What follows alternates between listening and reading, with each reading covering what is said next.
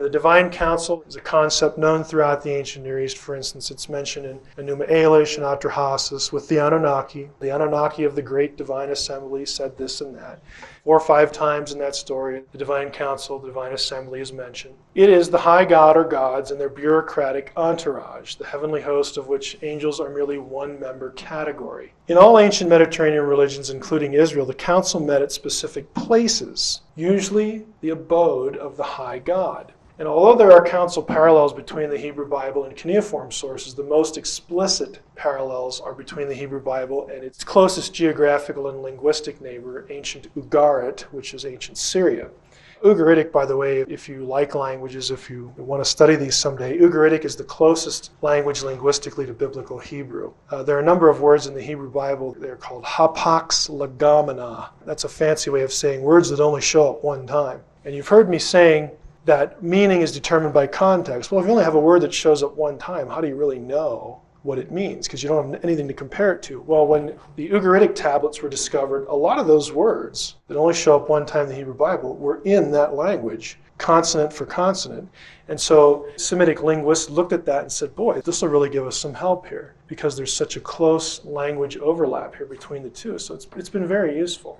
And it's especially useful in parallels of this kind. So the second thought here, the relationships are actually so close between the two literatures and their religions that one of the names of the God of Israel, El, that's from the Hebrew Bible, was also the name of the high god of Ugarit. They were both El.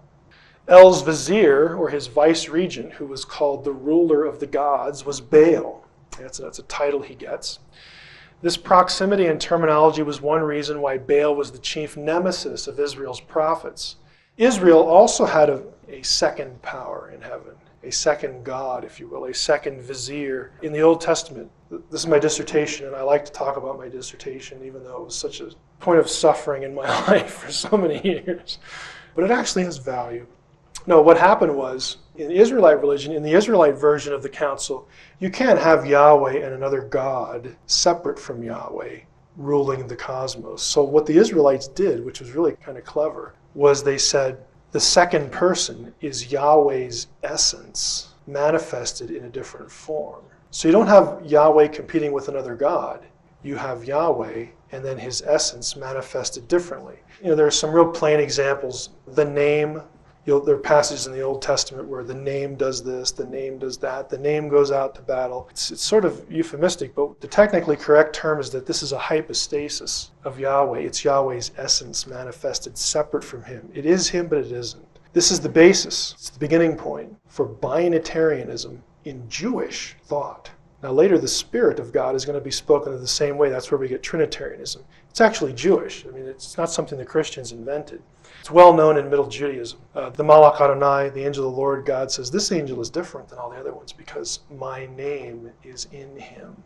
My essence is in him. And that's why the angel of the Lord and Yahweh are interchangeable in a number of passages. Because he is Yahweh, but he kind of isn't. He is and he isn't. It's that sort of difficult binitarian, Trinitarian problem that we look back at in theology and struggle with. By the way, hypostasis was also a common institution in other religions of the ancient Near East, Mesopotamia, Egypt. Each god had one or a couple hypostases. But in Israel, it was the consistent pattern in the council.